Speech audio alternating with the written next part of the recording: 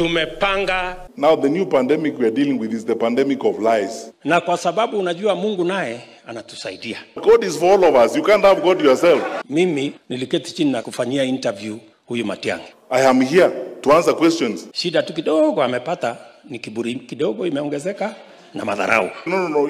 You are president. Keep quiet. Wewe relax, William Ruto.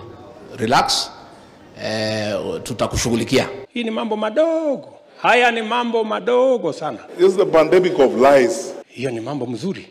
What is the problem? Sio ni sawa. This is the petty. It's empty. There's nothing. It's hollow.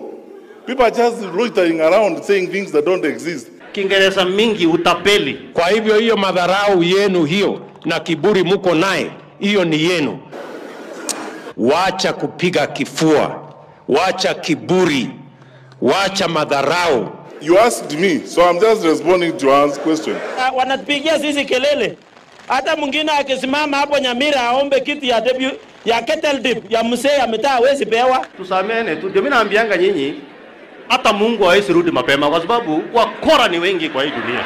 Walikuonesha madharau, endelea Kuwa na heshima kidogo. Heshima kidogo. Tusonge na kasongo. Hii William Ruto alitudanganya, haki ya Mungu. Najua mtihani ni 2027. Na hiyo mtihani ya 2027 sipangi kuanguka hiyo mtihani. Plan A ni kutoa wewe. Nitapita hiyo mtihani. Rais, wewe. Wale wanaongea mambo mingi wajitayarishe kwa hii mtihani. Lakini mpango ile tumepewa na Wakenya, kwanza the most urgent ni kutoa wewe. Start thinking big. Wasiongee tu hivi, they must have a plan.